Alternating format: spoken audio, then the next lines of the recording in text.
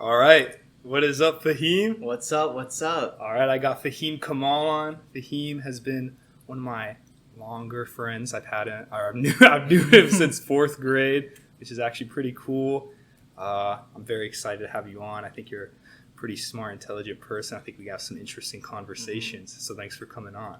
Thanks for having me. Of course, man. So first, I was thinking we could talk about your recent, congratulations. You got into USC. You're transferring this year. How do you feel?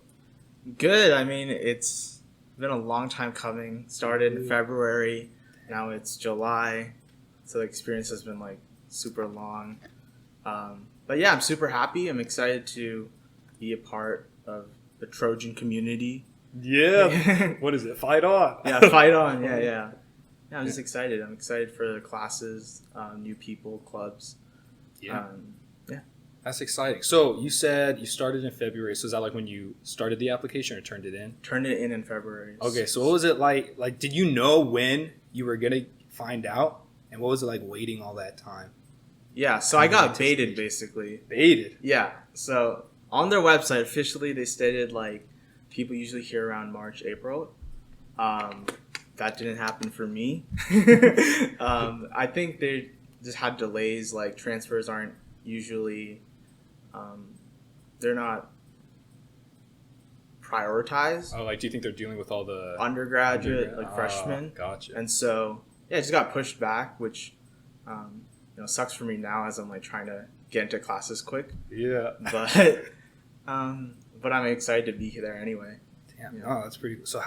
So you found out early July? Yeah, early July, first week of July. So kind of what you just said, since early July, you kind of been rushing to do all the preparation. How's that been going? So housing is the most stressful thing ever, I've learned, because a lot of these agents, I didn't know this before, but they're leasing companies, companies that you talk to. So the one that I'm not gonna say which one I did. Just you never know. Yeah, smart thing. Yeah, but I don't want to be mean, but it's it just feels like sometimes they're not prioritizing talking to you because you're not there in LA. Usually people tour the place, and as someone out of state, and I'm not going to LA before seeing the place, it just felt like people weren't just getting back to me as quick as they could. Do you think it's because they just think you're less likely to buy? That's probably a part of it. I would say another part of it is just it's later, so they have less. So it's just they're already have plans for other people. Yeah. So it's hard to get a place. Is it weird getting housing not being there before?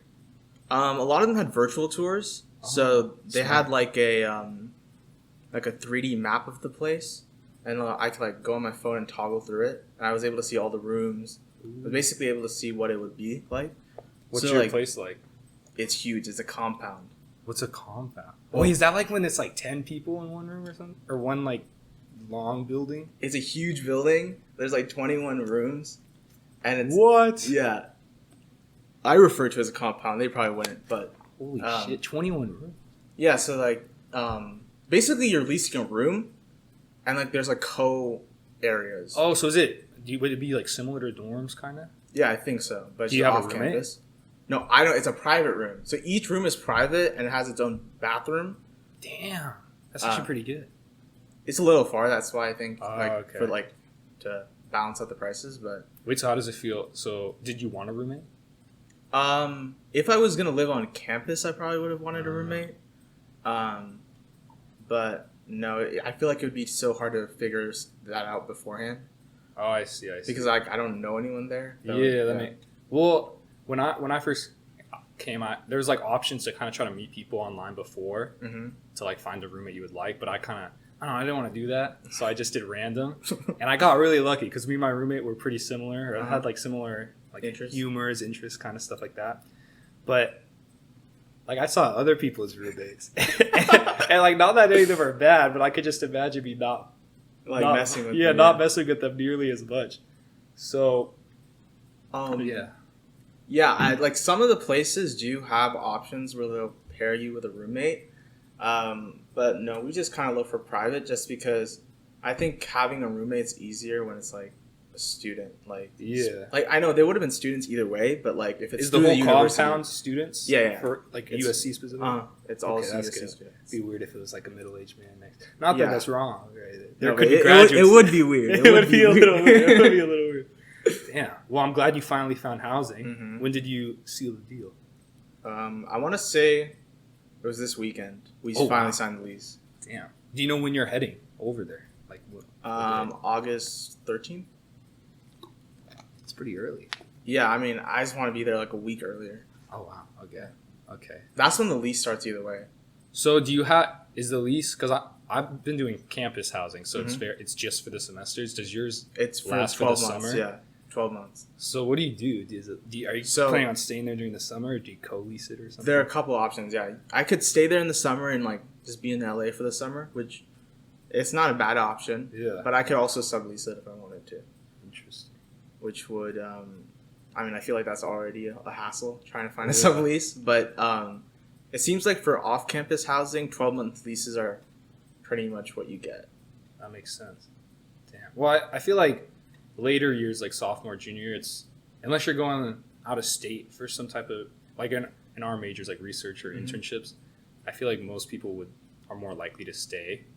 During the summer. Yeah, that's what I would think because they usually would have something going on near their college. You know what I Mhm. mean? But how do you feel knowing that you're going to be far away from home for like a long term period?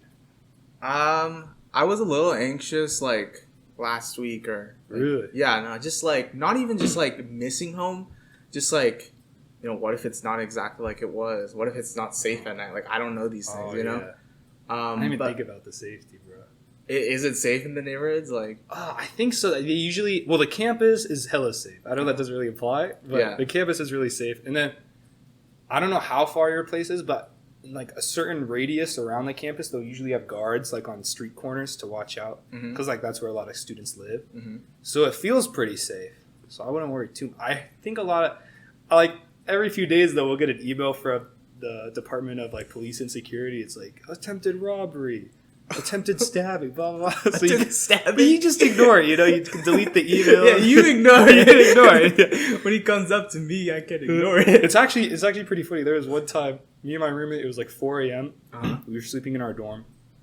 I might have told you this story already, but I wake up to like my roommate messing with my blanket. Right, it's like 4 a.m. and I can barely see him. I'm thinking like, what is he doing, bro? So I'm like, Brian, and then I turn my flashlight on, and it's not my roommate. It's some random guy in his underwear.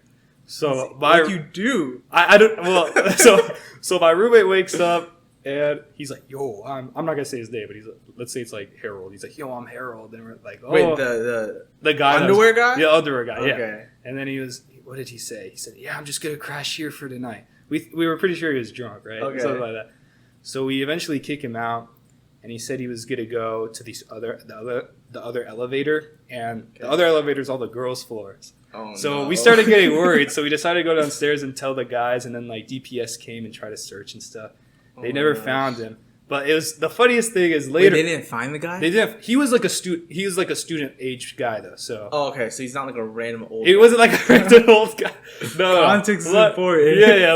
Luckily, it wasn't a random old guy. But a few days later, I'm walking back to the elevator and I look in the lounge and I see someone studying. I'm like, that looks a lot like the Harold guy. So I go tell my roommate. He comes downstairs Yeah. and we go talk to him. It's like, hey, did you happen to be in this room at 4 a.m. that night? He's like, yo, I'm so sorry, guys. And he told us a story about how him and his friends like drank a whole bottle of Hennessy, Oh and then my he God. got messed up. Not the Henny. Yeah, so it was a really funny story, and we weren't entirely sure, but there were like weird stains on our ground afterwards, Oh. and like Wait, room. okay, so I'm confused. I need to clear something Yeah. up. How do you get into your room? Oh, this is entirely my fault. So it costs $200 to replace your keys, right? Okay. And at the beginning of the semester, I lost my keys. Oh, no. And I was thinking I could buy another pair of keys, Mhm. but then it's the beginning of the semester, and I feel like I would lose them again and then pay another $200. So we just left the door unlocked. We started locking the door after that and just putting Yeah. my roommate's key on. So it was my fault. Hopefully, I won't lose my keys this next year. But yeah. Did you like talk to this guy after, or after that, never seen him? He was honestly pretty cool. He felt really bad about it, so Uh-huh. he was also pretty embarrassed. I would be. We Imagine. were like, we think you might have peed on our floor. We're not sure.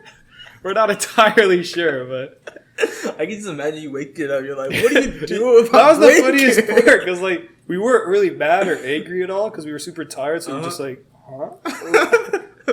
Who are It you? was a third person. It was wild. I thought we had 2 roommates. What's going on? Yeah, but yeah, so it's pretty safe as you lock your doors and stuff. Yeah. Is basically what I'm getting. I mean, yeah, that just seems like a Yeah. extra special circumstance. Extra stuff. Are you excited to like live on your own, like the independence of it? Yeah, no, that's a big thing. That's like the reason why I want to transfer in the first place. I see. Well, like, in addition to going to like a better school and like. Let's talk about transfer. How was like the transfer process, and do you have any tips for anyone that's considering transferring schools? Yeah. So it kind of depends when. Like, you should. I would say you need to like look at whatever school you're transferring to and figure out the deadline for that stuff. Because for USC, it was pretty late compared to other places. USC's deadline was like February 18th, which is like, super late. Other places will be like December or even November. So like you need to look at the school you're going to or you're applying to, figure out the deadline for transfer. And then the biggest thing is making sure you're taking the right classes so that they transfer. That makes sense. Because like they have these things called articulation agreements, which are just like what class at my school will be the same class at USC. Were you able to take a writing class that's the equivalent of Yeah, the yeah. first? Oh, okay, so because Henry's thinking about. Yeah, I was actually talking to Henry. Yeah, about he that. showed me. Yeah, it looked very helpful information. Yeah, so getting that done is the biggest thing. And like the biggest thing in terms of the essays is like you need to have a good reason why the school you're going to right now isn't like good enough for your needs. Gotcha. But you can't like the way you frame it is important. You can't just shit on your bash old it. school. Yeah. You have to talk in a way like how you overcame like whatever you were lacking there and how like USC or whatever school you go to is a better fit. Why wasn't UNLV fitting your needs? Well, I was just saying how I felt like a lot of my classes were like individual education based. Like there wasn't many opportunities for group projects. And even if there was, like, there were, like, the superficial online Zoom group projects where everyone's just, like... Wait, real quick, how many of your classes were online during your first year? Half and half, I would say. Damn. It was split. That's good. At USC, for me at least, I don't think I had any online classes. Besides one my first year, or semester. But. Yeah, I mean, I hope it's... Yeah. I don't think any of them are going to be like that. Yeah. This I was asking because I feel like it... Like... Because you didn't live on campus, right? No. So there's already that, which kind of makes it harder to meet people at the school, and then on top of that, having half your classes online makes it even harder. Feel. No, it was definitely difficult, and I didn't prioritize like any social life during first year because my plan was to leave either this upcoming or. Oh, so you were already like all good at transfer. Yeah, that was the plan going in. Was USC the only one you applied for this time around? Yeah, but so. Normally, I think normally people apply after 2 years or transfer after 2 years. So, like, my plan was going to be like, all right, I'm going to try USC this year. If it doesn't work out, I'm just going to apply to more my second year. Well, that's but it worked out, so. Yeah. Damn. Okay, so you transferred to USC. Do you have a game plan or, like, any strategy for how you want to, I don't know, just make your first year at USC good? Like social-wise, class-wise? Yeah, so, I mean, obviously I want to get the highest grades possible. Okay. So that's, like, one of my priorities, but also another priority is meeting people. So, I didn't do this as much at UNLV, but I think it's important to, especially in the first few, like, class sessions, to, like, just talk to the people around you, get their number, like, start that conversation, start that dialogue. Because as classes like go on, people are just in their own circles. So that's one of my plans. I feel like, just real quick on that, I feel like it's also such an easy way to talk to people because a lot of times the burden of like texting someone for the first time can feel a bit nerve-wracking because like, what do I say? But if it's someone in your class, you could easily just be like, hey, how do you do this? Yeah, did you do the homework? And then maybe like one day you'll do homework together and then you'll have a good laugh during that session. You realize, hey, I don't want to just do homework with this guy. And then boom, you just made a friend. Yeah. So, I mean, that's one way, but I also want to join some clubs. Like, I haven't looked into all the clubs, so I don't have the specifics yet, but definitely joining clubs and meeting people through that.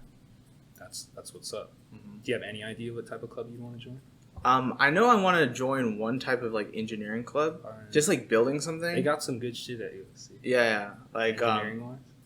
UNLV had this like car, like they make like a model car and they have a competition for it, like an actual car, like one a person can go in. Yeah, like what? Yeah. Not like toy. Not a toy car. Oh, wow. Yeah. Okay. And those things are like kind of similar. Like those clubs are throughout most universities. I know when I applied to UW, they had a car that was like something similar called like the Washington Hyperloop. Whoa, that's a cool name. Like, you know how Elon Musk has the Boring Company? Yeah. I think they make pods that like run on that similar. Wait, what do you mean? Like they make a pod. That's what they call it. Pod? Oh, it's like their name of a car. Well, it's not a car. I don't think it's a car. I think it's like something that would run on some type of hyperloop. Oh, like thing, okay. Oh, that's sick. Like that's like the train type thing, right? Yeah. Damn. So I'm assuming USC also has that stuff, but yeah, I'm sure they do. They got a lot of shit. Delved into it. Yeah. I met dude. It was wild. I worked at the place I suggested for you to work at. I was working there, and this one guy, he's a senior. Mm-hmm. So he's gone now, unfortunately. But I was talking to, pretty sad. But he was a cool guy, and we had like many shifts together. And then one day we were just talking about where we're from, and he went to he went to our high school, right? Yeah, that doesn't matter. He went to our high school, and I thought it was like such a small world. He was in the IB program. Really? Yeah, and he like knew our teachers. Yeah, and he also knew. I think he knew probably some of the people we knew because he was a senior when we were freshmen. So that means like we might have seen him. We might have seen him, but he also would like know juniors he knew at the time and stuff like that. So I thought that was pretty cool. But I brought him up because he was the leader of. It was called the Chemi-Car Club. It was for chemical engineering and basically at USC. Yeah, and you basically just made chemical fuel for tiny cars and see how far they go. Yeah, I mean that stuff is just cool, and I think the reason why I want to join one of those clubs is like it's just another way to like actually do something with the knowledge. Yeah. That's what's the most important thing to me. Not just like learning something for the sake of it, but applying that knowledge and understanding when and how to do it. Is that also why you're more interested in like group project type things? Because like engineering in general is kind of a group effort. Exactly. So projects like that kind of train you for that type of environment. Okay, so your major is computer engineering, right? And computer science. Oh shit, is it? It's a joint major. Yeah. Oh shit. Okay. Yeah. Props to you. That's what Henry is. That's great. Yeah. Okay. So, what are like possible futures for you that you imagine yourself doing? So it's CECS right now, but I mean I still have room to change. I was thinking more about it, and I might switch to electrical. Okay. And have like computer science maybe as a minor or something. The reason being is that like I was just doing more research about it, and it's like. The field I eventually want to go to is quantum computing, right? And so it seems like electrical engineering might be a better fit for that because computer engineering is more like the conventional approach, like right now. Exactly. And so I thought that might be useful, but as I was looking at like some job positions, like a lot of these are physics and computer and electrical engineers. Really? Yeah. So my major is physics and computer science, and part of the reason I switched to it because I'm more into nanotech, but I was like interested in quantum computing too, and I feel like physics and computer science, like what a great major. Exactly, it's literally both the same. So yeah, I think that's electrical engineering sounds like right up the alley with that though. Yeah, and I was looking at it; it doesn't seem like it would be a huge shift in like courses either. Especially because I'm assuming the beginning courses are probably pretty redundant or the same. Do you How much do you understand about quantum computing? Like, could you explain it to the lay audience? To the lay audience, I mean, I could try to explain. Let's hear it. So basically, so at the really small scale, our understanding of physics is different than how it operates right now. How you and me talk, it's at the quantum scale. So basically, quantum computers. try to operate on that level and leverage 3 principles, I would say. They're superposition, interference, and entanglement. And these 3 features allow us to do computation that's more efficient and more powerful. And so, like, you know how we have like bits in our normal computers? Bits are either zeros or ones on computers, binary. But in the quantum world, there's qubits, quantum bits. And so instead of being 0 to 1, they can be anything from 0 to 1. They call it a superposition. And so, like, there's algorithms and stuff that, like... that okay, go on. Explain the algorithms. yeah, there's algorithms. Yeah, I know the algorithms. Come on, I'm sure you do. Yeah, they use those algorithms and they're able to do things better than our typical computers now. And real quick, superposition, is that like the idea that a particle or an electron or whatever can be in 2 states at once? Yeah, exactly. Okay. I was curious. You mentioned interference as one of the 3 principles. So I've looked at quantum computing before. I had trouble like understanding why interference is important to it. Do you know? I did know at the time. Let me see if let me recall the information real quick. Interference that's when, like, if 2 peaks of a wave come together, it creates a bigger wave, right? Yeah. And then if a trough and a peak come together, it cancels out, right? Yeah. So my understanding, I don't know if this is right, was something like the waves can come together in a way, you can like make some algorithm where the peaks add in such the right way that the top peak will be the answer you're looking for. But I'm not entirely sure if that... I think it has to do on the algorithm level. So I think you're on... I'm pretty sure they use it in super dense coding. I don't know if you heard about that. Yeah. What's that?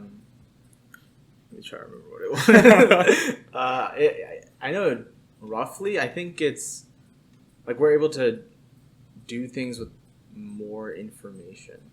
Does it ever get annoying, like, learning these high-level concepts, but knowing that right now you don't have all the fundamental principle knowledge to really understand it? Yeah. So it's like you're saying things that you kind of just reread, or maybe like, and like you have some intuitive understanding, but you don't have the underlying understanding. Yeah, that's why podcasts like this are important. Let's go.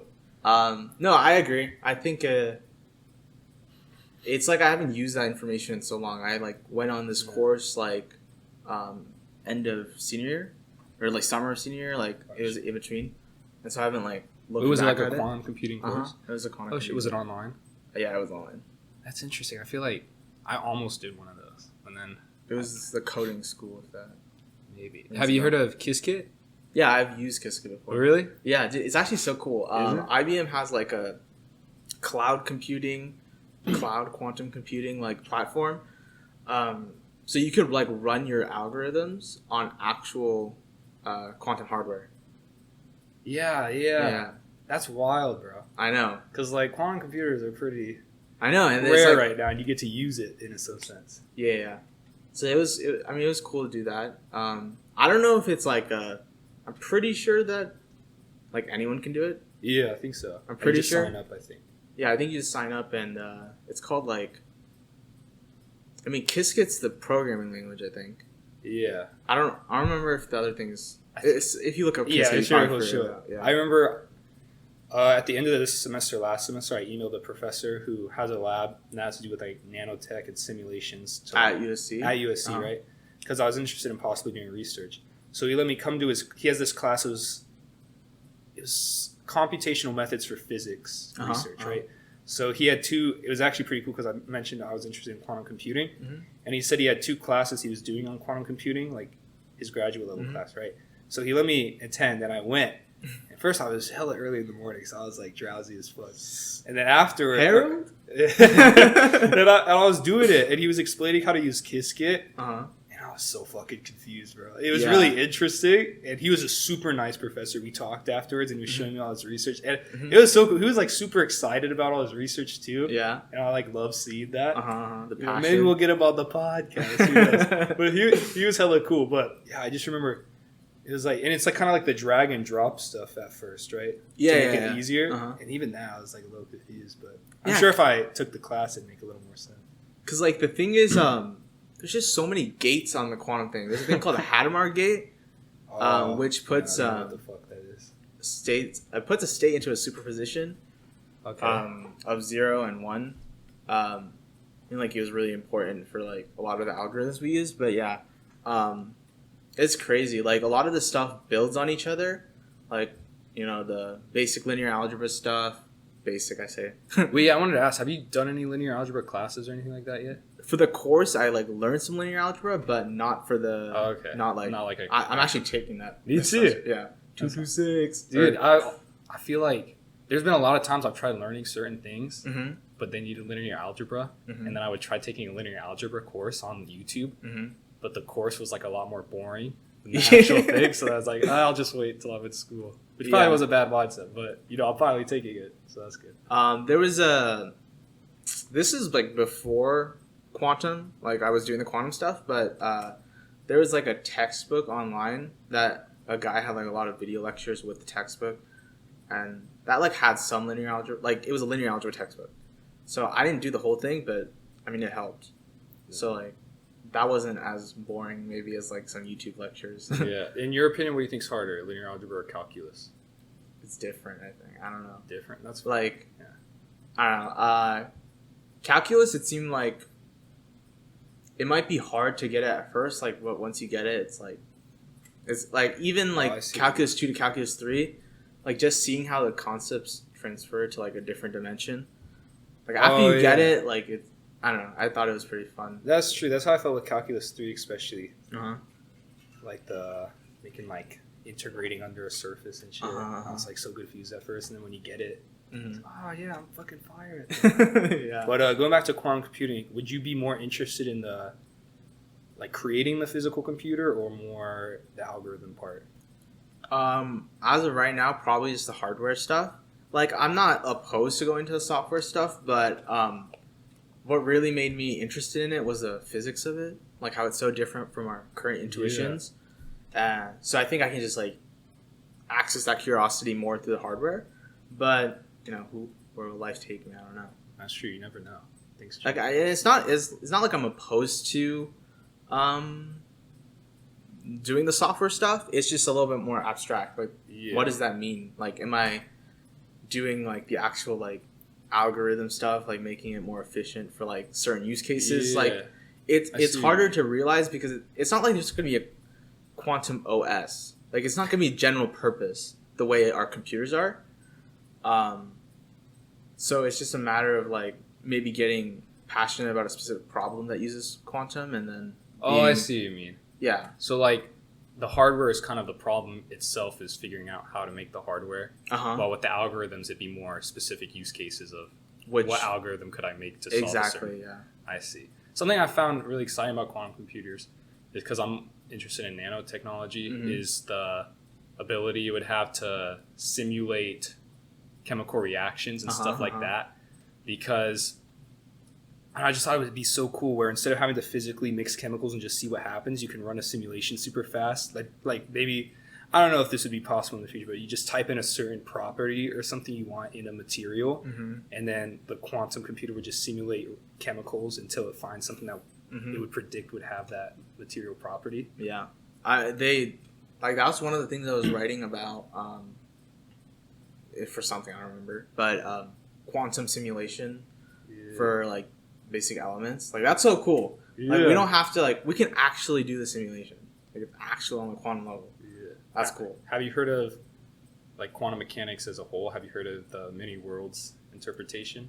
I've heard of it. I haven't really read that much about it. So my understanding of it is basically like, you know, Schrodinger's cat.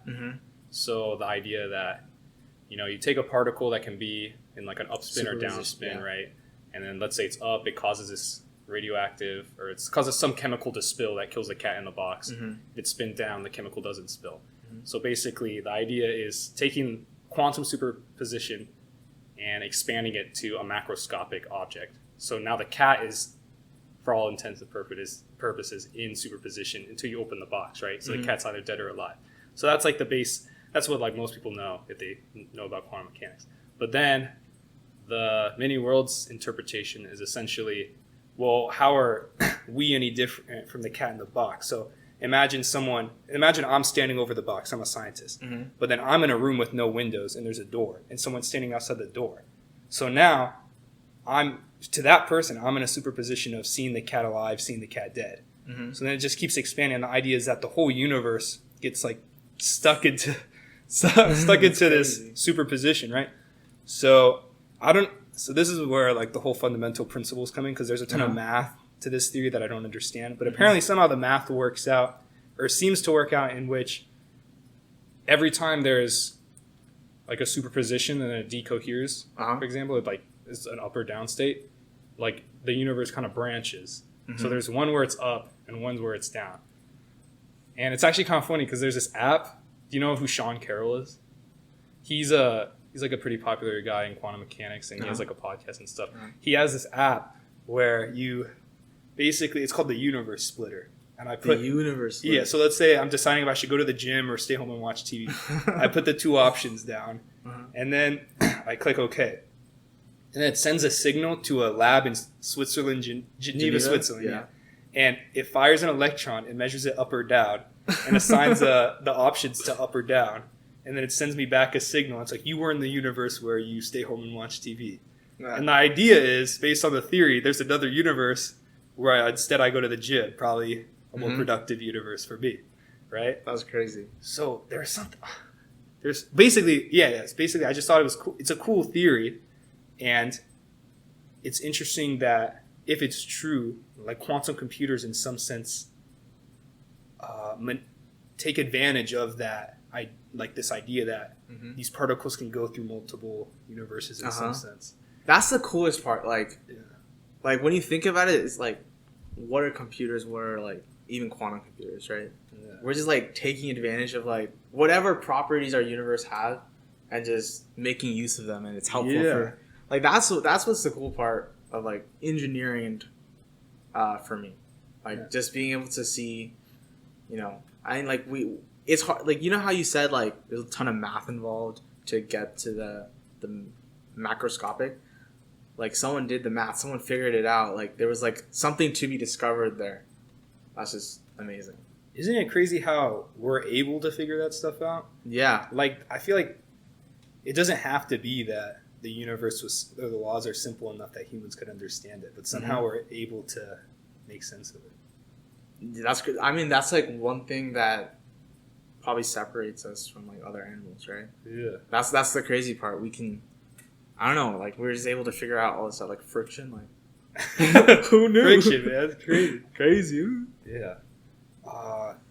So you kind of sort of related. I remember you said you were interested in reading the book The Case Against Reality. I haven't read it yet. Yeah. I haven't. I've read a few chapters, but I was just curious. What do you just like think about the idea in general? That basically, the idea is that through evolution, right, it's survival of the fittest, right? So we wouldn't necessarily evolve to see things the way that they truly are, but rather see things in a way that helps us survive the best.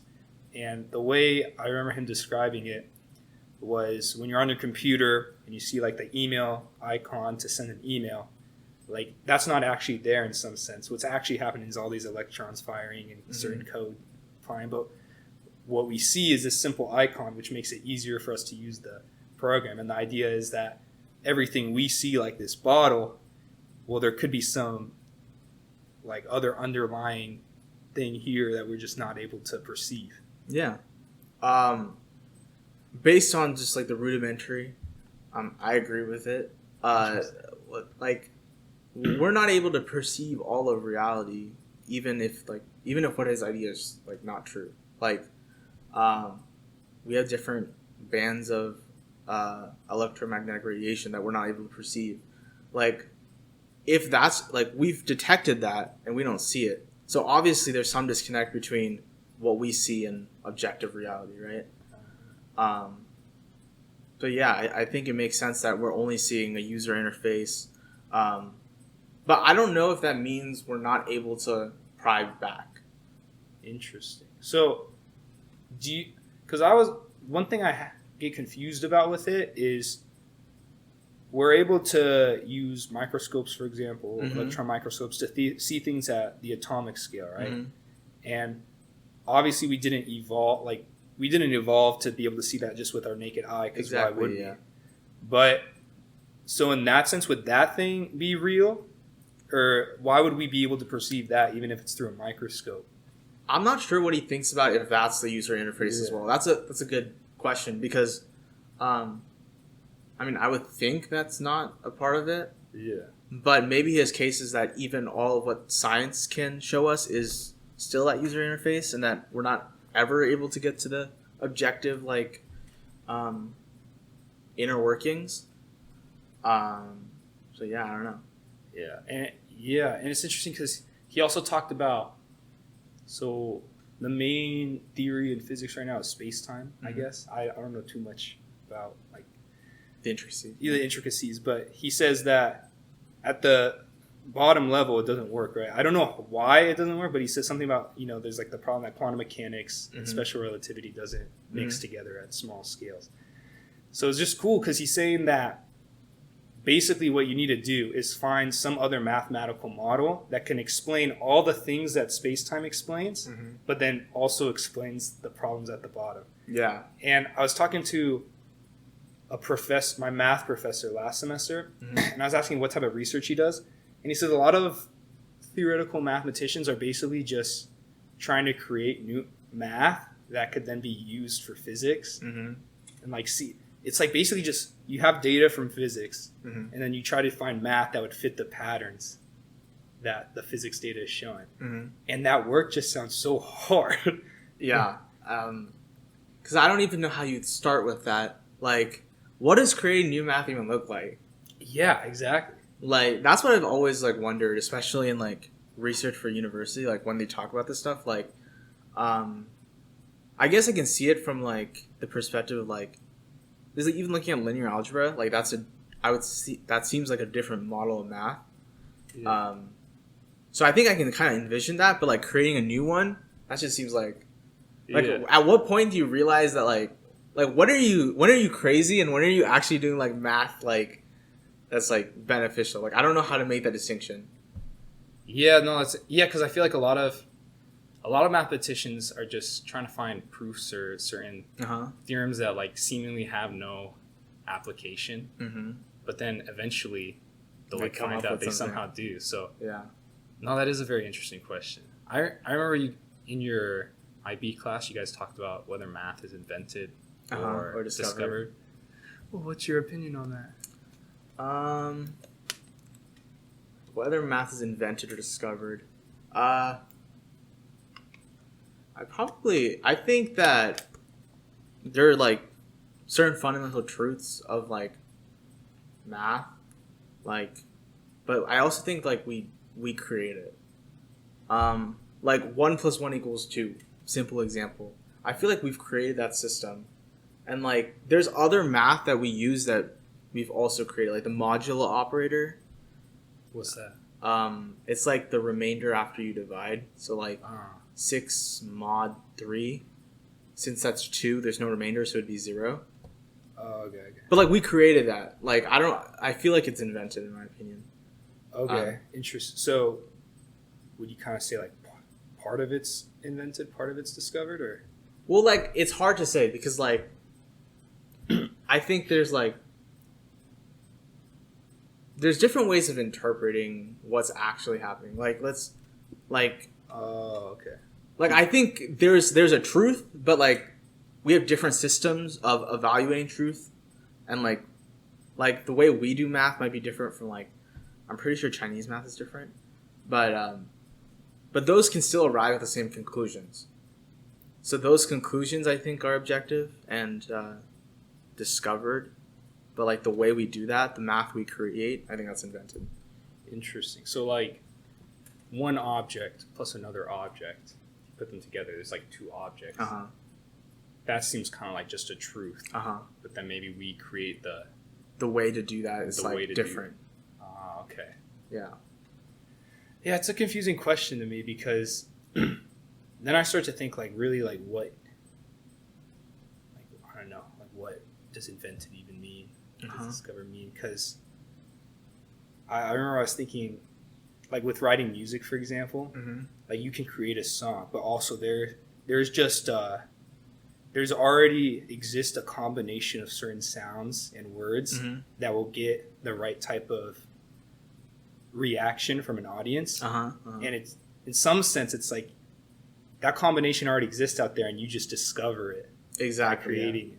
So in some sense I feel like it's very similar, the two words. And so Yeah, like I wonder if we've created that like psychological basis for like sounds that are better, or if that's just like innate. Yeah. It's weird because like, I mean, long ago, people probably started playing music and they were like, "Oh, that's good," and then like that kind of like echoed down the generational line.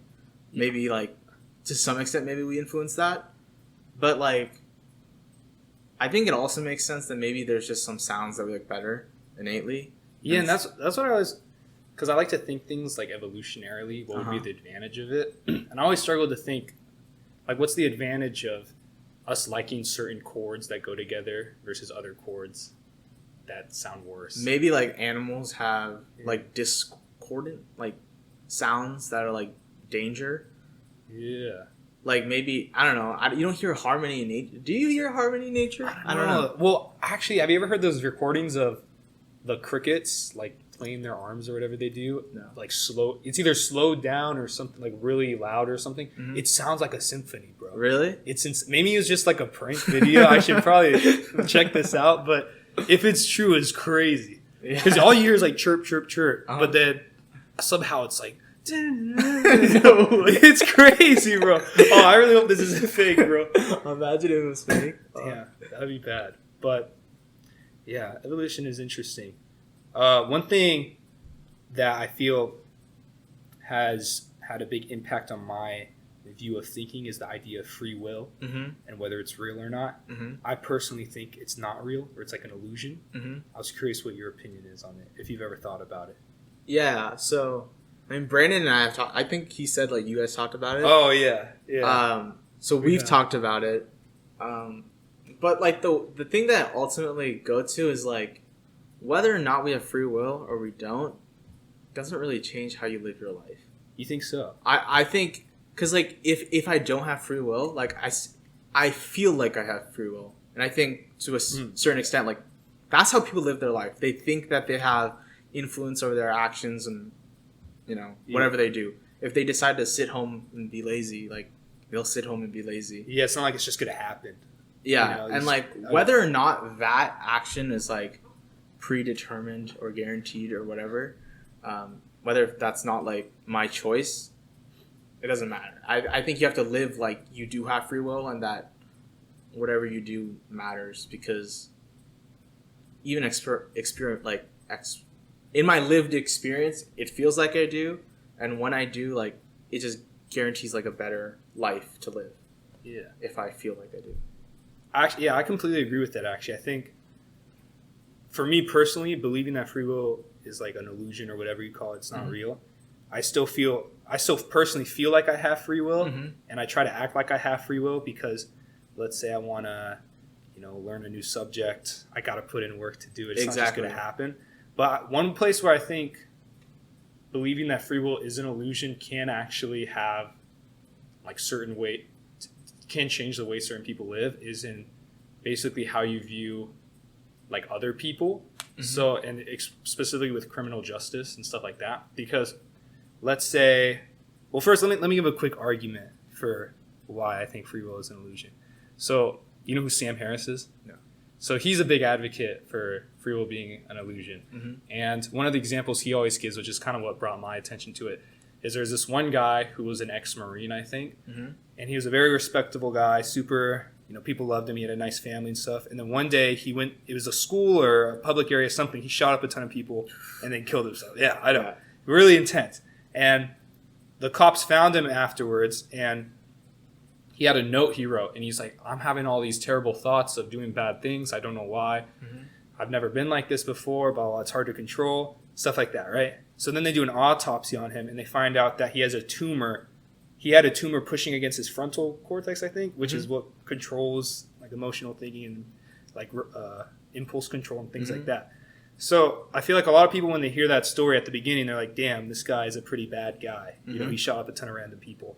But then when you find out he has a tumor, obviously you think the actions are still reprehensible. They're bad actions. But then you sort of view this guy as a victim in some sense, because the reason he was doing all these things was in part due to a physical thing pushing against his brain, which was stopping him from having good impulse control, things like that. So what Sam Harris argues is that this idea of the tumor is kind of a red herring, because not only is the tumor a physical thing that's causing your brain to think differently, but like your brain itself is a physical thing, and all of the chemicals in your head are physical things that are moving around, which determines what thoughts you will have. So in some sense, you want to ask, what's the difference between this guy that shoots up a school because he has a tumor and another guy who shoots up a school without a tumor, or whatever he shot? I don't know the details. I'm sorry about that.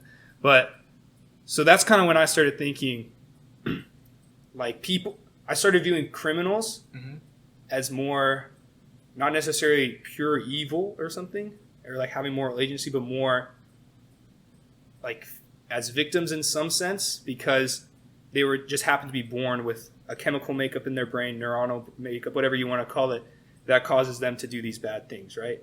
And you don't get to choose the way your brain is wired up and stuff. It kind of just happens, right? So that's when I first started thinking about it in this way. And basically, so if you take that conclusion, then it kind of, you have scary ideas where so are we just not allowed to punish people? Is no one responsible for the actions, blah, blah, blah, blah. And I think thinking of free will as an illusion, you could still have punishment, put people in prison for multiple reasons. First, there's prevention. So it's kind of like how people with extreme mental illness where they can't control impulses, like you might want to lock up just for protection of people because they're more predisposed to doing bad things.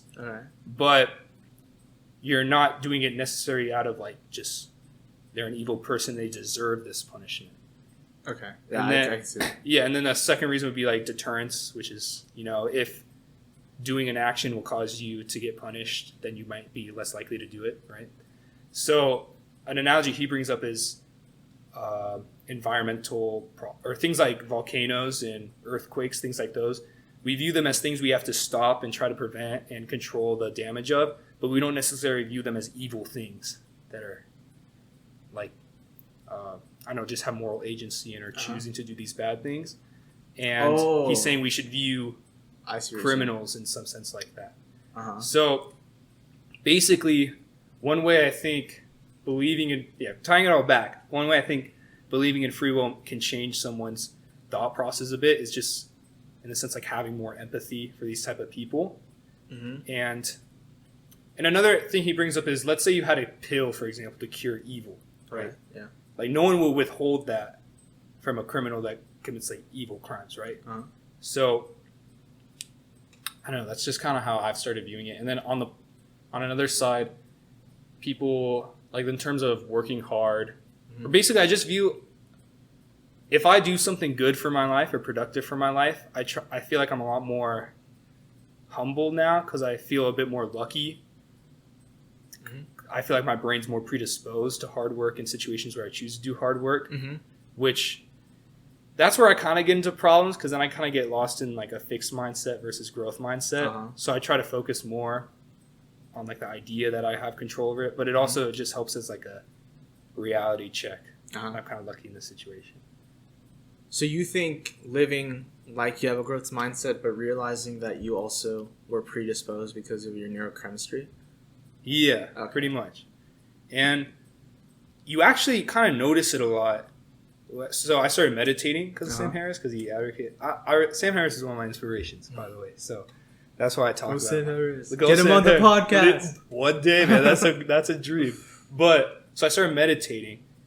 And what you start to realize when you meditate is that a lot of your thoughts, or most of your, well, technically all of your thoughts, but you start to notice more that your thoughts kind of just pop up into your head rather than you actively bringing them into existence. Okay, yeah. Like for example, close your eyes.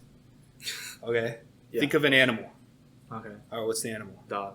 All right, why did you choose dog? Because I saw a picture of a dog.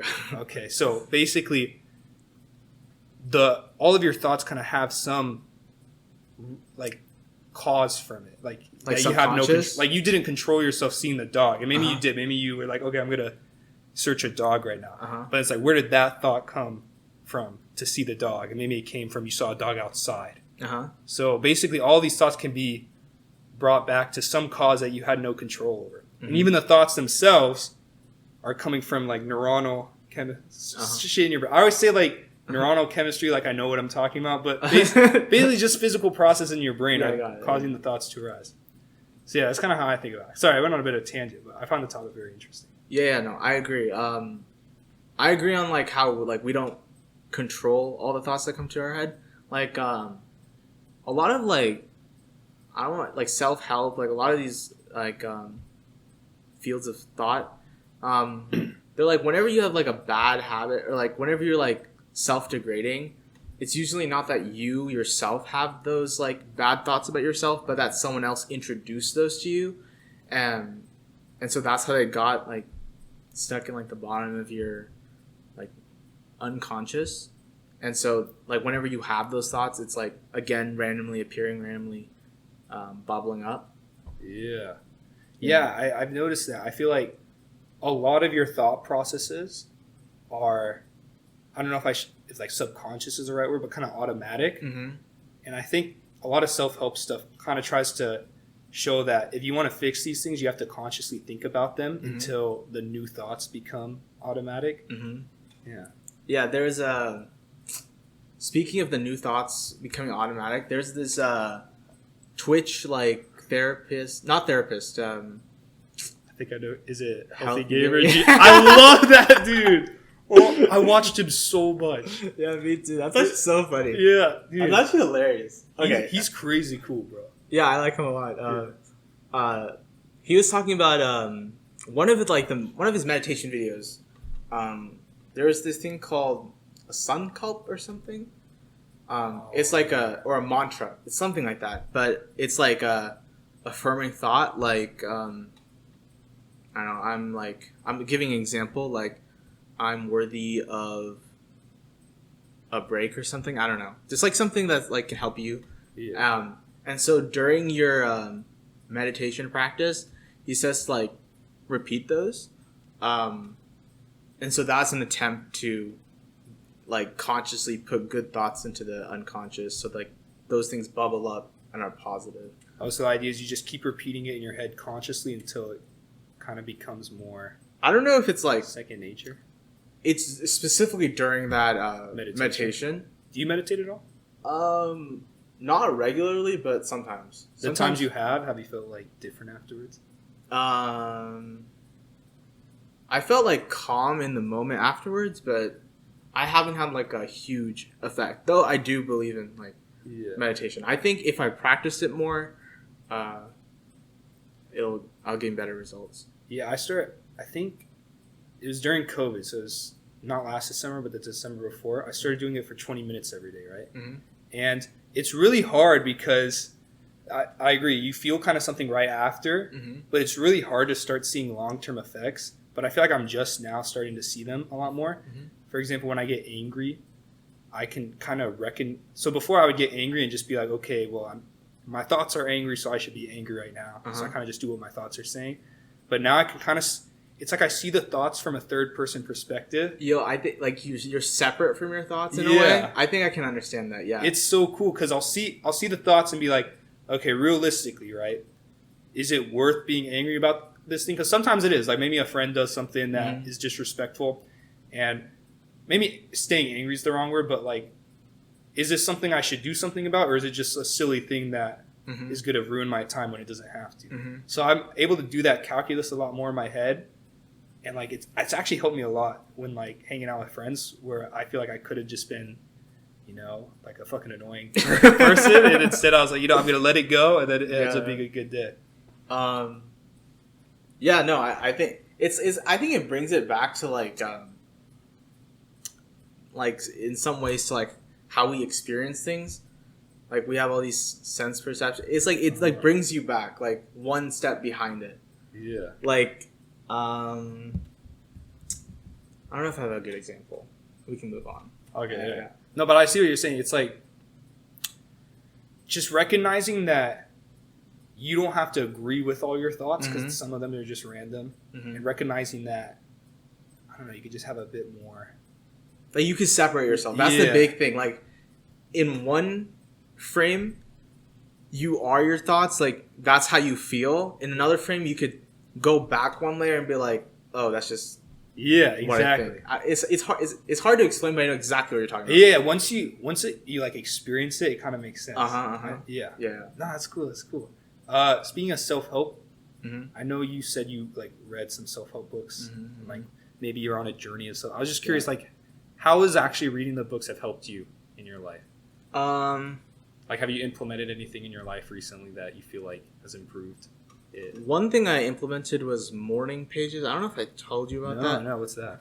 Morning pages are like, like right after you wake up, you would write 3 pages of freehand and get all your thoughts out, whatever you're feeling.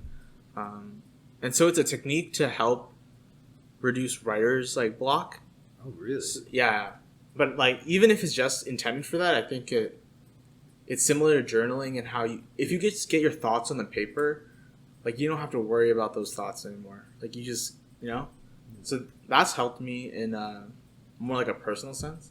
I've been doing that like consistently. Really? For, like, and you do it right when you wake up? Or like it in the doesn't. morning? So this is the thing. I realized that like life happens. So sometimes you might miss it in the morning, but I try to do it like whenever, even if it's like 30 minutes to the next day, like 11:30. Okay. I prioritize it. That's smart. Yeah, just so the like maintaining habits, consistency is really important to me. Yeah, and I think a lot of self-help research would say the same. Yeah, that like you have to be consistent. So like I just try to keep the streak. Yeah. Dude, streaks are so powerful. I realize. Like my reading streak I have on my phone. Like, where are you at right now? Are you up? It's like 800 something days. Holy I know. crap. And basically what happens is, at first I even try to get a streak. I just found the book that I really like. But then as the streak keeps getting bigger, I know like the day I lose the streak is going to be much worse. So now it's like a fear of like losing the streak, which I don't know is the best motivation, but it's working. See, this is the thing. It's like the same thing with AR. How they used to say like it transfers intrinsic motivation to extrinsic. So like forcing yourself, it's a good thing to force yourself to do things you don't like. But like, especially if you're trying to learn something, I think you need to also find a reason that's like personally enjoyable. Yeah. Well, yeah, I agree. I think I think I might have told you, I've been doing these contracts where I basically write down something I want to do by a certain deadline, and then I give it to Henry for someone. And I'm like, if I don't do this by this time, I got to give you $150, something like that, right? And I feel like kind of what you were saying, like the intrinsic and extrinsic. So I have an intrinsic motivation to do this project because it's something that will help me towards my future goals, and I kind of like doing it. But I also know, like human nature wise, there's just times where I want to procrastinate or if I don't have a deadline, I feel like I have an infinite amount of time. Exactly. So I just put it off, right? So having that extrinsic motivation as well with the contract and like losing money from it, I think is like it with the intrinsic motivation really helps me actually get it done. It's the with part that's like super, because like if you're just relying on extrinsic, that's how when burnout happens, and then at some point maybe your goals whatever divert. Like, it doesn't align anymore, right?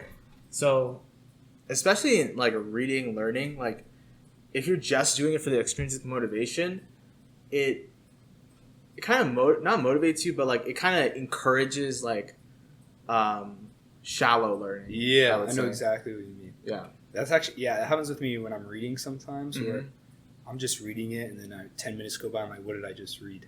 So then I have to go back. Yeah. So you definitely have to have some sort of intrinsic motivation, I agree. But I think it helps. Definitely helps, yeah. What was it? Oh, so I had a question for you because I've had this problem a lot. I talked to Henry about it, and I'm curious if you have, where me and Henry both like get interested in a lot of different things, or like we'll start a project being like, okay, I'm really excited to do this, and then a week goes by, and then while I'm doing that project, I'll find something else that's really interesting, and then I'll start to worry. It's like, well, maybe this is the thing I'd rather be doing than this. Yeah. So then that prevents me from like ever finishing a project. I was curious if you ever have that problem. So, or if you're more like, you know what you want to do, you're just focused. I've had something similar, I would say. Like, I don't know. Instead of like, I feel like what you're describing is like different projects, like splitting. I don't know. I'm using this analogy of splitting. Okay. I have like, I usually have like loops. Like, I'd be like, this is an example. I want to get a job. So, like, I just want to get a job, right? So I want to get a job, but then I'm like, oh, but I want to get experience, so I'm a better applicant for this job. So I'm like, then I go into this loop. Oh, I see. So I have that. But I think I resonate with, like, losing interest after some time. Like, that happens. It happens to me a lot when I don't have a clear path on like what to do, and when it's abstract, it's hard. Like when you don't know what the next step is, it's really easy to get dismotivated, especially when it's like, I don't know. For me, it was programming stuff. Mm-hmm. Like I have a vision for this product, but like making the product roadmap and not having a product roadmap kind of like makes it hard to fully execute that project for me. I see. So you're saying if you have more of the long-term plan down, mm-hmm. whether it's like a 2-month project or like maybe 5-year goal plan, I don't know. Yeah. Like just if you have like more future structure, you're more likely to do it. Yeah. It's just less like thinking about what to do and more just how to do doing it. Yeah. I see. That makes a lot of sense actually. And I think that's also like that applies to learning as well, I think. When you're just learning something and you don't know how it ties into like the field at large or like how to apply it, like it's easier to go for a shallow understanding rather than a deep understanding. Yeah. I feel like it also kind of can go back to the whole intrinsic motivation because mm-hmm. like let's say you're just learning it because you think it'll be useful to learn. That's mm-hmm. like kind of intrinsic motivation. But I think it's also like coding, for example, at least for me at some points, I think that could also count as extrinsic motivation because part of the time my motivation would be, well, I want to do this for my career, mm-hmm. and I know coding will just be important in general, mm-hmm. so I should learn coding. Yeah. In some sense, that's like an extrinsic pressure because it's like I feel like I have to learn it for this type of career, mm-hmm. and maybe that's probably why they always say project-based learning is very good because if you have a project you're interested in, then it becomes more intrinsic because mm-hmm. you just have an internal desire to do that project because you're interested in it. Yeah, I feel that, but I do think it is certain, like it's to some extent extrinsic, but like maybe it also is intrinsic because like it's part of like your goals. Yeah, like, those are like still part of like you know what I mean? Yeah. I don't know. Have you found coding like interesting, or is it kind of just like a chore? I think I've just never found like a project mm-hmm. that I've wanted. Like I felt, or like the projects that you can do at the beginning are very like small projects. Yeah. And I guess I'm just impatient maybe. But I've actually got pretty far in certain online coding courses. Mm-hmm. And then basically what happens is, so I learned a web development course, like trying to I remember I made some game where you just add numbers mm-hmm. and see if I think you showed me one of those. Yeah, so that was like the farthest I've ever gotten in an online coding course. And what happens is I was actually enjoyed doing it a bit, but then I start getting worried because I'm like, well, am I wasting time learning this? Because at the time I was interested in AI, right?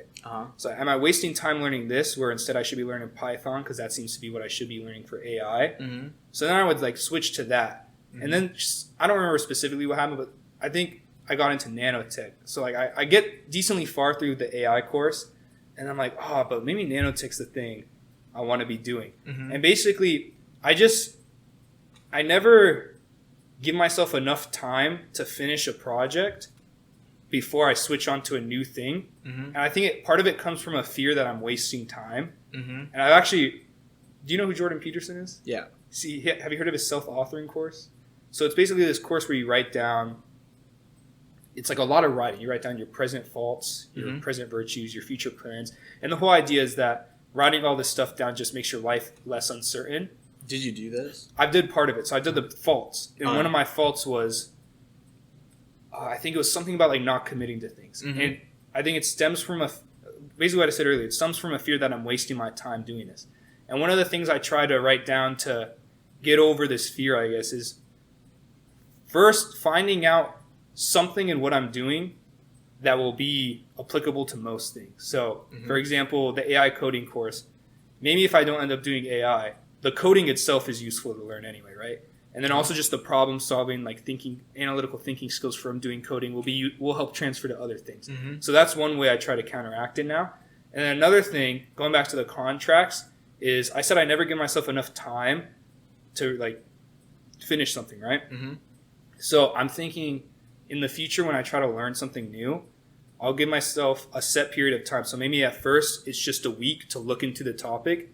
And if I could sustain interest for a week, like maybe I write an article on it, right? If I sustain interest for a week and feel ready to give like a longer time commitment, then maybe I'll do another contract where for 30 days, I'll finish a project related to this field. So then maybe around day 15, I'll start to get that sense like, oh, but there's this other field that I'm interested in. I'm kind of getting bored. But because I have the contract now, I'll be like, okay, well, I only have 15 more days. I just got to finish this project. And then if at the end, I still decide that I don't want to do it, then I could switch. Yeah. And I think like just making bigger increments of time commitment will help with that whole just like never finishing anything. So like, when do you know whether or not like that's something you want to pursue? Like, is it the next project that will tell you, like if it's in the same like realm? I see what you mean. See, I'm not entirely sure. I think part of the reason I get bored of something is because I don't make progress fast enough or I plateau or something. Yeah. And I think with the AI thing, for example, I remember I created some like facial recognition thing. It was very rudimentary. I basically just memorized the code they taught me for the thing that like teaches cats or dogs, and then switched the data set. But it still felt cool to learn. And I think part of it is if I finish these projects, I would probably have a more sense of interest in it and like satisfaction because I feel like I did something with it. And so I think just having these goal marks to finish projects, but also give myself a leeway where it's not so much of a commitment where if I truly end up not liking it, I'm stuck with it. Yeah. Well, I guess my first thought is that a realistic expectation that you're going to be in love with it like 100% of the time? Like that's a good point. I definitely don't think so. Yeah, me either. But like, so I guess factoring that in, like, at what point do we like? It's hard for me to think. At what point do you just like abandon ship? I see what you mean. Yeah, I've been actually thinking about that too because part of me just wants to finally be like, okay, this is the thing I'm just gonna get good at. Right? And I think currently I found that with nanotechnology because it's right now it's a pretty broad field, but it's also specific enough for like my age at the age I'm at where I could like explore stuff and then get narrower and narrower as I get older. So I feel confident with that. It's a tough question though because I feel like a lot of people would get scared that they're doing something that they're not going to end up liking, right? But at the same time, you need to make kind of what you're saying, where you need to make a decision eventually to get good at something. You can't just keep switching every once in a while. And that's kind of why I started the podcast, actually. It's because since I'm interested in other things, like I'm really interested in philosophy, for example. But I know I'm not going to be able to become an expert at everything. And I feel like starting the podcast is a way for me to get to experience the other things I enjoy while also getting to do something else that I can get really good at, which is like my major in nanotech. I don't know. What do you think about that? Do you feel like your path? Do you feel like you have one path that you're kind of set on right now, and do you see yourself ever changing it? And if so, like what would be the reason? Things like that. Yeah, I mean, I don't think there's like one path that you can like. There's like many different paths, and I don't really have the. Like I said, it's not like my paths diverge. I have like the cyclical problem, so it's like I don't encounter the whether I'm like making the right decision. My kind of thinking is like, it's not like I think I've decided that I want to do this project and I'm good with it. It's a matter of finishing the project, but not because I want to do something else, but just because I don't have the knowledge to finish that project. That's what my deterrence is. Do you feel like you take on projects that might be a little too ambitious? Okay. For sure. And I think working on that for me is like important, but like I mean, you just have to trust yourself at some point that like it's kind of scary.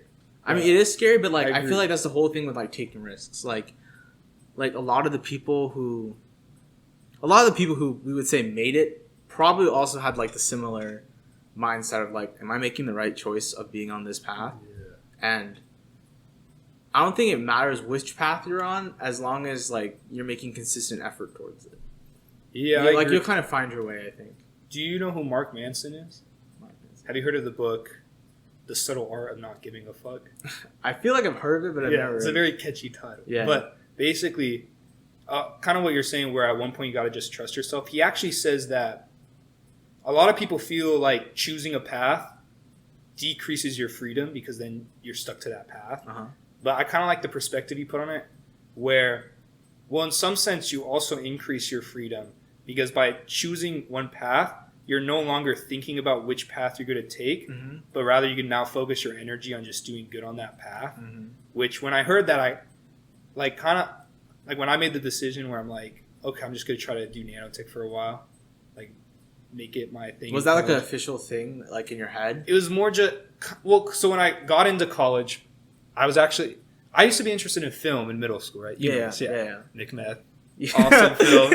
But I was into it, and then I kind of lost interest in high school, and then annoyingly, but it was good that this happened. Where in March, going into college, I started like discovering an interest in it again because I had to edit some video for class, and I really liked doing it. So then I filmed a video during the summer with my friends, and so then I was at a roadblock. I was like, well, do I want to do physics and all this stuff that I was currently going to do, or do I want to do film?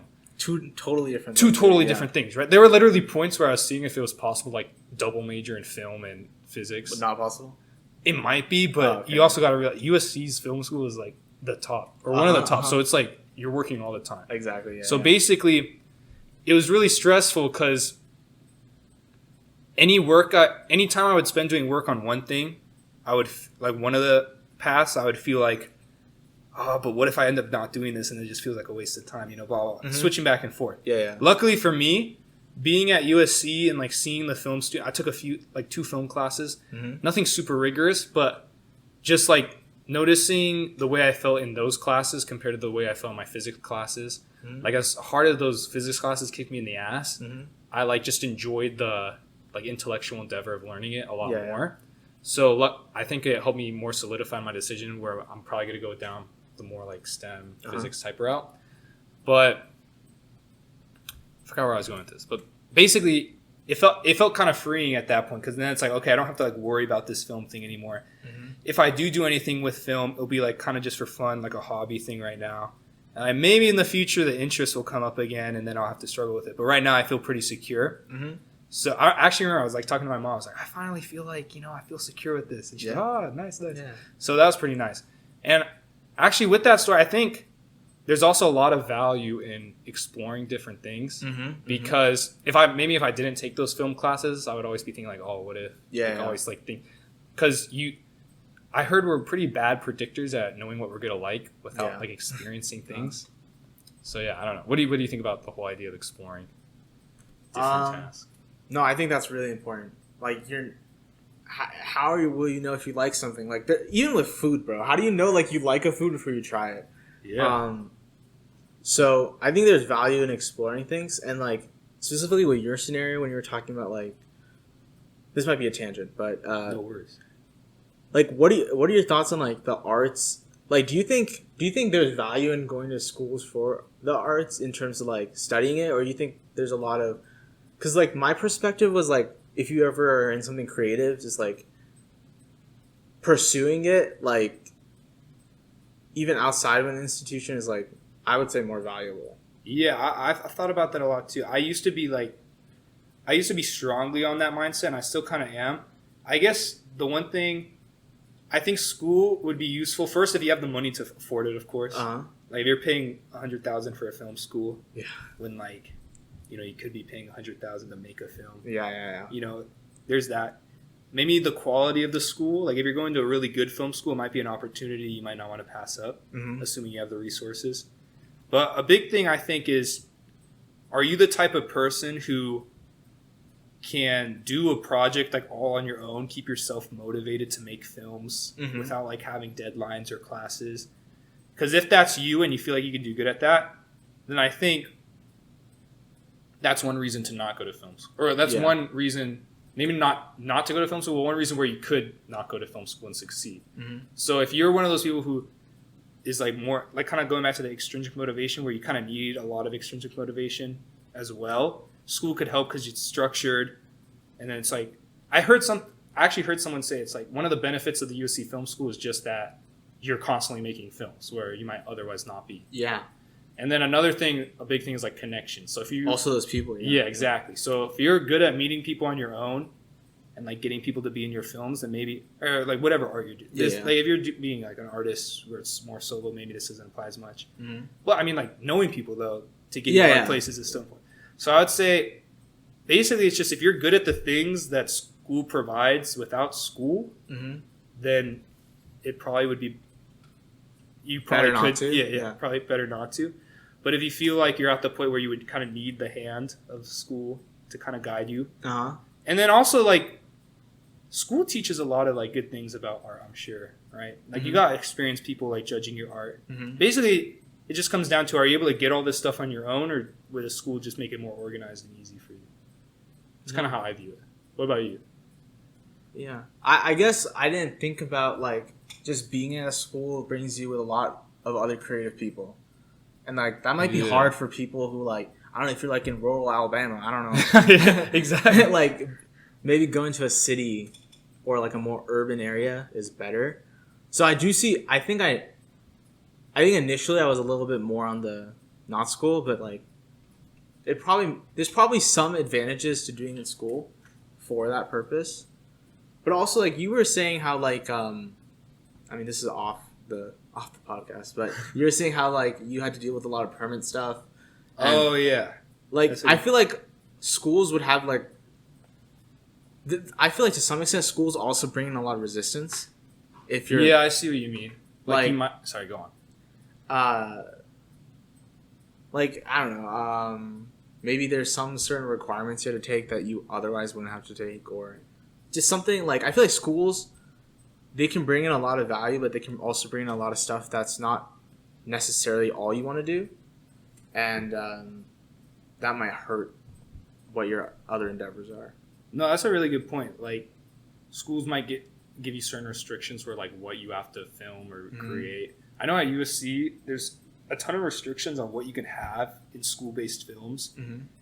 Like you can't have any type of weapons. I think you got to get permits for like candles, even like candles. I think you can't have bikes, or maybe you'll have to get a permit to have a bike because like all of these like safety precautions. The thing about the permits, I think at first I didn't understand the value, and I was like, this is really annoying. They say that it's because in like professional films, you're always having to get a shit ton of permits, so they kind of train you. So I see the value in that, but the restrictions as a whole though, in terms of like classes giving you certain guidelines on what to make and stuff, where instead you want to create your own thing. I see how that could also be a bit of a hindrance. Like say you want to be a director, like would a director be the person doing those permit stuff, or is that a different job, you think? I don't know. I think my guess would be a producer. I'm sure as you get a bigger crew, it gets more specialized, where like maybe you even have persons for specific types of permits. Yeah. I'm not sure. I also know that USC, someone told me that any film you make for USC, like they own the rights to your film. Yeah. Isn't that wild? So like I think if you win money from an award or something, they get the money. I could be wrong. I don't want to be. Yeah. Don't disparage. But that's what I heard. Like someone was like, if you ever make a film and you think it's a really good idea, don't make it for the school. Make it for yourself. I think the same thing applies to like UNLV has those things called maker spaces. Do you know what's that? They're basically like spaces. There's some in the library, but you can just build stuff in it. Like there's a 3D printer in one of them. What? I think there's like a recording studio. Oh shit, that's cool. In a makerspace, right? And I think the same thing applies, where it's their property. Like so anything you make in the makerspace. Yeah. So if like you make the next thing, like who knows? Dude, But that'd be crazy. I also think like having those things are also good though, because people who don't have access to those resources, like if you don't have a 3D printer, I don't have a 3D printer. I've never used it. Yeah, but there's certainly value in them. But like, I could see how, I don't know, something might go wrong. Yeah. So yeah, there's definitely benefits for going and not going. All I know is if you want to do something in STEM, probably a good idea to go to college. It seems to be, or at least like, especially if you want to do research of any kind. See, this is the crazy thing. There's this guy. I don't know. Have you heard of Impact Theory? No. There's this guy who was on Impact Theory is a show on YouTube. The host is like a guy called Tom Bilyeu, something like that. He just talks to people who are like different people, a ton of different people who are like very gifted in their field or who have made some really important things. And so he talked to this pretty young guy, and this guy literally created a reactor, like a nuclear reactor, like without like the schooling, but like he just had like he used to email professors. He read a lot. He was really interested in it, and he was able to create it. So this is the thing I was talking to you about earlier, like when we were talking about the PhD stuff, like how I was saying like maybe you don't need the PhD, but you need the learning in PhD. I think I've become more willing to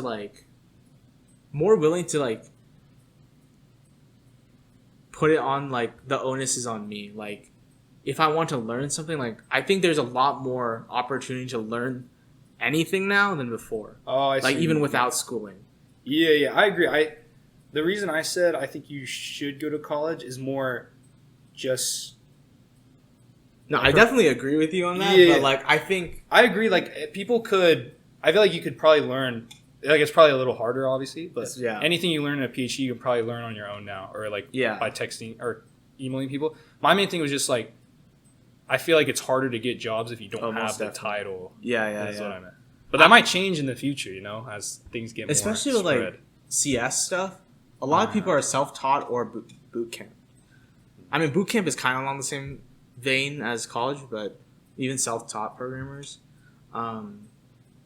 But yeah, I'm more optimistic that just the expanse of like all the knowledge that's open source and stuff. Like, I feel like if there's a will, there's a way in that sense. Like, I think you can. It's way more possible now than ever. But I do think in terms of like a more realistic, more stable sense, like college is important for like especially jobs. Why are you going to college? What were your main motivations?